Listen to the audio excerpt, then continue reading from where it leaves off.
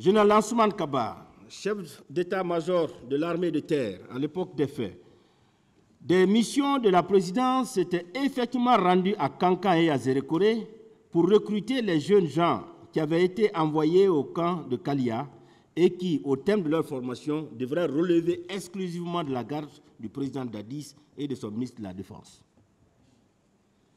Un désordre systématique régnait au niveau du régiment qui était commandé par le président du CNDD et son ministre de la Défense.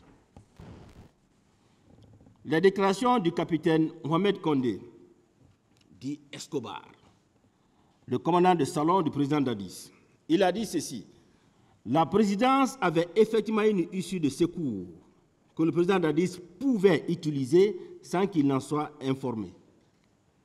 2 véhicules au moins pouvaient être garés dans l'arrière-cour.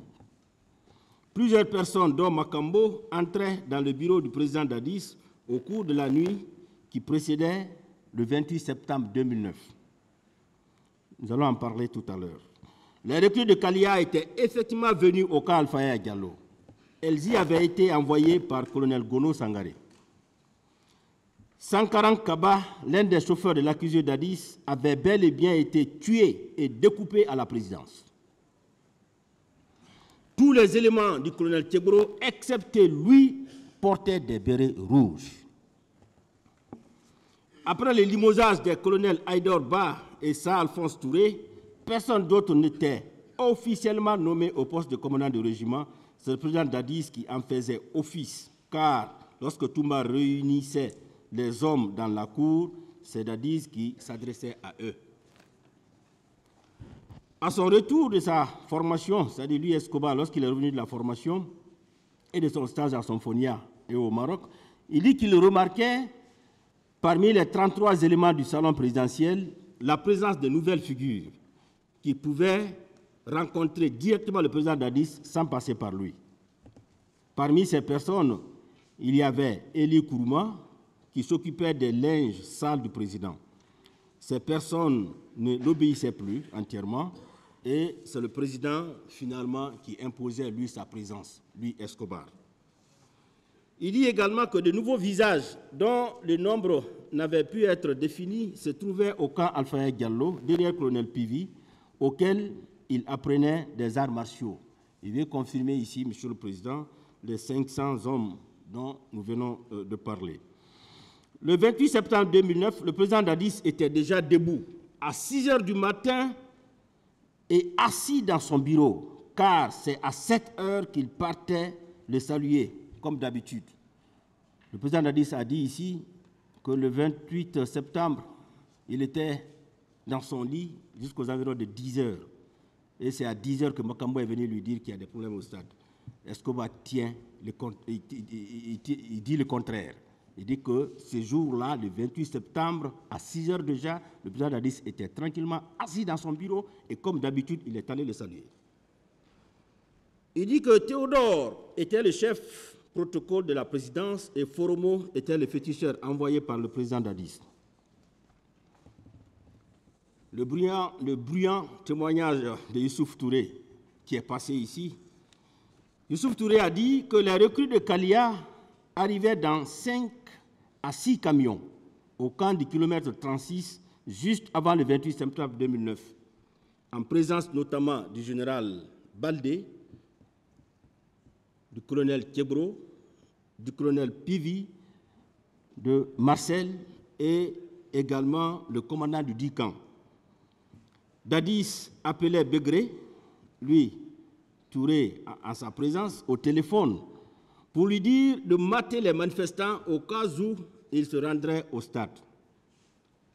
Des images figurant dans le téléphone de Pivi montraient ce dernier habillé en tenue traditionnelle qui disait à un militaire de bien filmer pour que le président Dadis puisse visionner après, parce qu'il est trop curieux.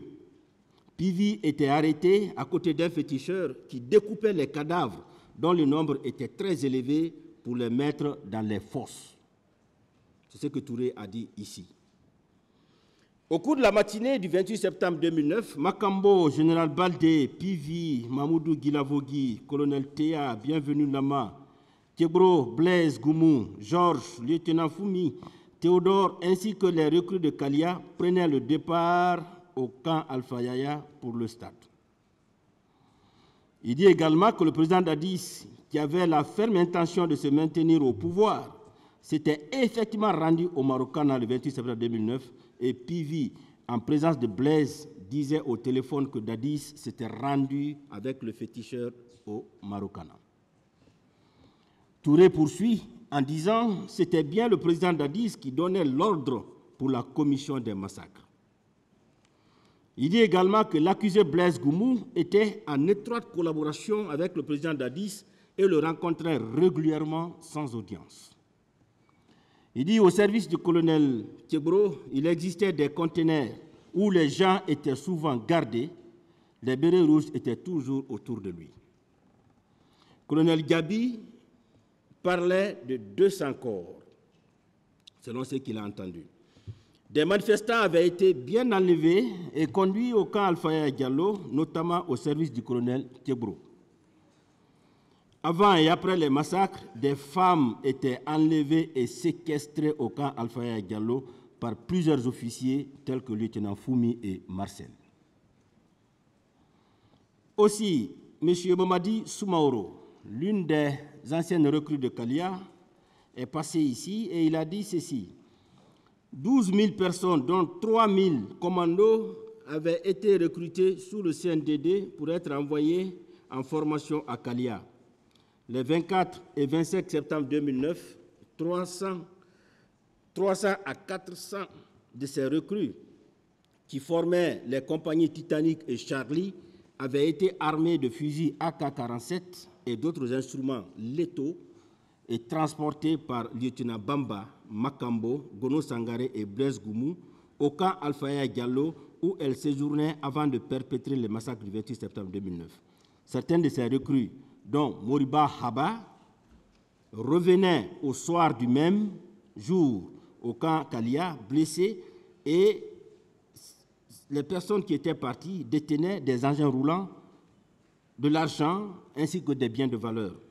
Certains de ces recrues ne parlaient que des langues étrangères, en l'occurrence l'anglais, et ne se gênaient pas d'assouvir leurs désirs sexuels entre elles dans les toilettes.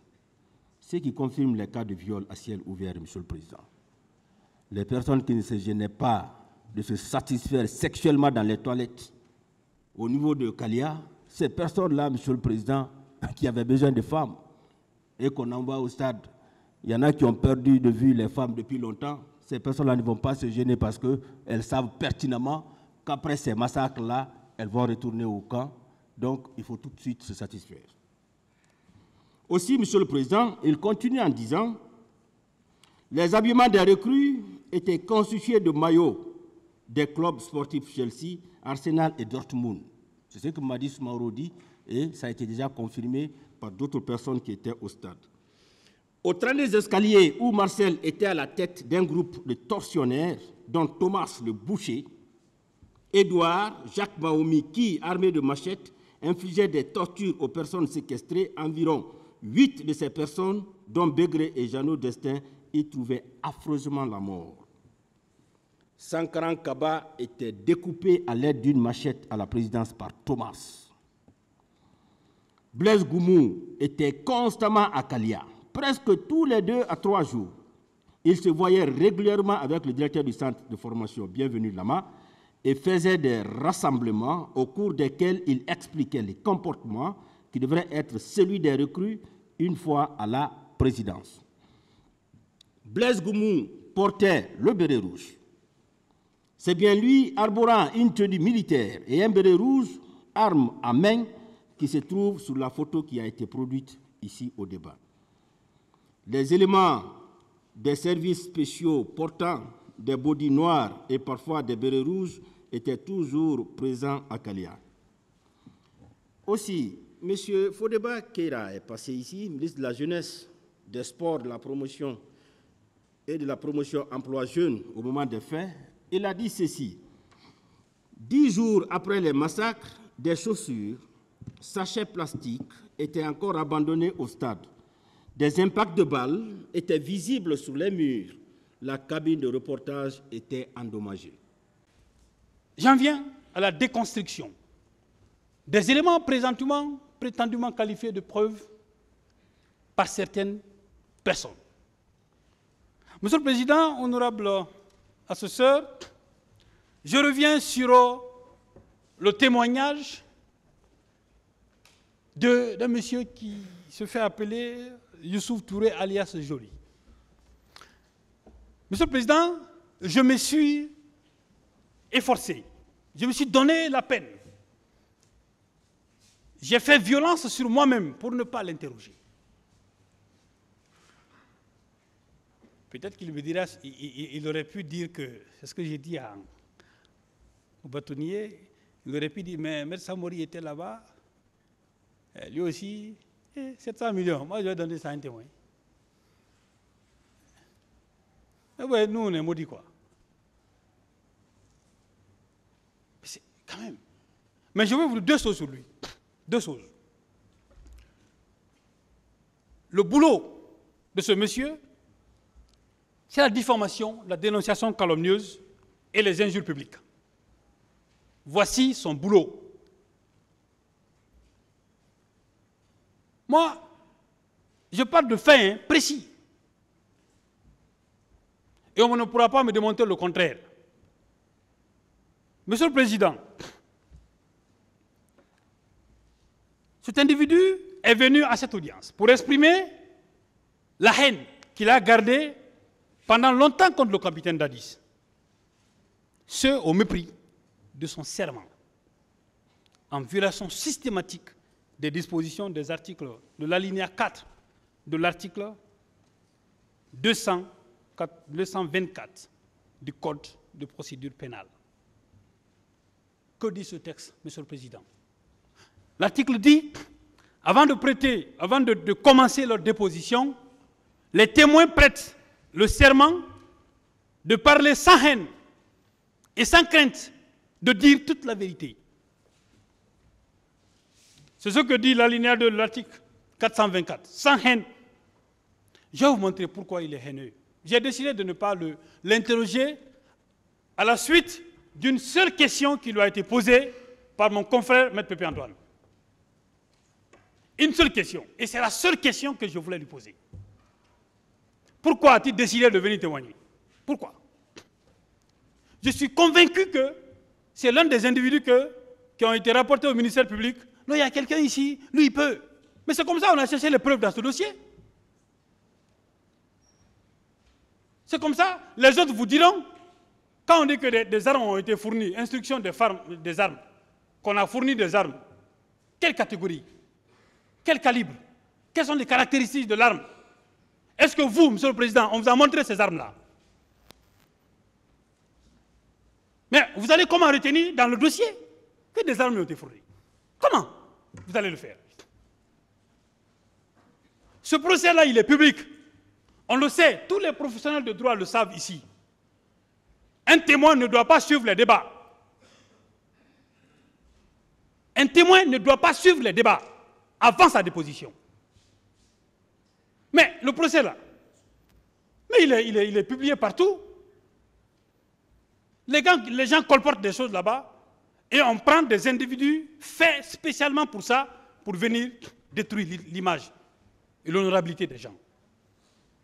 Pourquoi j'ai dit qu'il est haineux? Quand on lui a posé la question, il dit, moi, toute personne qui trahit Ousmane Konté, je vais régler son compte. Je vais dire tout ce que je sais de toi. Toute personne qui trahit Ousmane Konté. Parce que Ousmane Konté, nous, et lui avec Dadis, c'est l'impact qu'on ne doit pas trahir les autres. Lui, c'est la raison pour laquelle il est venu témoigner contre le président Dadis. Même quand tu l'entendais, il parlait avec haine. Que dit le texte? Le texte dit que le témoin doit déposer sa haine. Au moment où, Monsieur le Président, vous avez constaté dans cette déclaration qui a été faite ici, où il dit que son problème avec le président Dadis, c'est que ce dernier aurait trahi Ousmane Konté, il aurait mis Ousmane Konté en prison. C'est pour ça que lui, il est venu témoigner contre le président Dadis. Le législateur n'est pas nécessairement un juriste. Le législateur, c'est des personnes qui appartiennent à la société, qui sont élues par le peuple guinéen, à l'Assemblée nationale, et qui votent les lois. Ils savent que lorsqu'on témoigne, Monsieur le Président, honorable assesseur, a une haine ou un antécédent avec un accusé, il ne dira pas quelque chose de bon sur lui. Monsieur le procureur, vous auriez dû trouver un autre témoin. Ce monsieur ne peut pas témoigner contre le président Dadis. Il a exprimé sa haine. Et on a vu cette haine-là. Mais toutes les personnes, quand on est chef d'État, beaucoup de choses peuvent être faites. Un pays où on règle les comptes des gens. C'est un pays de règlement de comptes. C'est pourquoi j'ai dit au capitaine Dadis qu'il doit rester tranquille. Je comprends son agacement. Le fait que vous vous levez souvent parce que vous n'êtes pas d'accord avec certains propos, on vous comprend, vous n'êtes pas habitué à la justice. Et c'est pour ça que je demande à M. le Président et à ses assesseurs de comprendre cette position du président Dadis. En France, le maréchal Pétain. Mais il est allé, lui, jusqu'à dire que les juges là n'ont pas la légitimité de le juger. Heureusement, le président, lui, n'a pas fait ça. Lui, il est allé jusqu'à dire ça. Le président qui vient d'être condamné au niveau de la Mauritanie, il a eu les mêmes propos, durs à l'égard des magistrats qui avaient ce dossier. Mais, Monsieur le Président, vous et vos assesseurs, le président n'a jamais, et même à l'égard du procureur, vous l'avez traité avec dignité et honneur. Le ministère public l'a fait en s'adressant à lui. Pas parce qu'il est président, qu'il a été président un jour. C'est parce qu'un accusé, dans le sens d'un procès juste et équitable, mérite respect et dignité. En interprétant l'article 6 de la Convention européenne des droits de l'homme, il a été dit que le droit à un procès équitable inclut le fait qu'un accusé doit être traité avec dignité. Vous l'avez fait. Et à chaque fois que vous l'avez interpellé, il l'a fait. Mais c'est un humain. Le président Dadis, c'est un humain. C'est normal. Ça peut arriver. Ici. Mais les gens se sont attaqués à qui? C'est vrai, il n'était pas le seul, mais ils se sont attaqués à qui? D'autres même s'adressaient directement à lui. Il faut qu'on arrête. Monsieur le Président, honorable assesseur. Donc quelqu'un qui s'exprime avec haine le fait en violation de son serment prévu par l'article 424 alinéa 4 du Code de procédure pénale. Monsieur le Président, honorable assesseur, toujours parlant de cet individu, il a été déclaré coupable de diffamation et d'injure publique par voie de presse. Cette décision, on l'a produite. Et une décision contre laquelle il n'a pas fait appel. Une décision qui est devenue définitive. Monsieur le Président, le fait que cette décision soit devenue définitive, quand on vous condamne pour diffamation et que la décision devient définitive, ça veut dire que vous êtes un menteur. C'est ce que ça veut dire, hein, que vous n'avez pas dit vrai. Mais quelqu'un qui a été condamné pour ne pas dire vrai, qu'est-ce qu'il va dire vrai devant une juridiction criminelle comme la vôtre? La diffamation, Monsieur le Président, par définition, on dit toute allégation ou imputation qui porte atteinte à l'honneur ou à la considération de la personne ou du corps auquel il appartient. Il est imputé. Diffamer veut dire que ce que vous avez dit là, ce n'est pas vrai. Vous n'avez pas rapporté la preuve de ce que vous avez donné. Des accusations qu'il a portées sur des confrères. Vous entendrez. Parce que nous sommes un barreau sérieux, Monsieur le Président. Le bâtonnet s'est saisi du contentieux. L'instruction est en cours. On va lui coller un bon procès. Je serai content d'être ce jour-là à la partie civile pour rétablir et restaurer l'honneur de nos confrères, Monsieur le Président, honorable assesseur. Donc, cette décision ayant acquis l'autorité de la chose jugée irrévocable et qu'il comparaît devant vous, il ne comparaît pas devant vous un homme sincère. Il a été condamné par des juges comme vous, Monsieur le Président, honorable assesseur. Sa déclaration vaut quoi? Moi, quelqu'un qui a été condamné pour mensonge, c'est ça. En fait, pour le commun des mortels, quand on te condamne pour diffamation, on a dit que tu es menteur. On te condamne pour mensonge. Est-ce que lui, là, sa déclaration peut valoir quelque chose devant moi? C'est pourquoi je me suis gardé de ne pas l'interroger, moi, Monsieur le Président.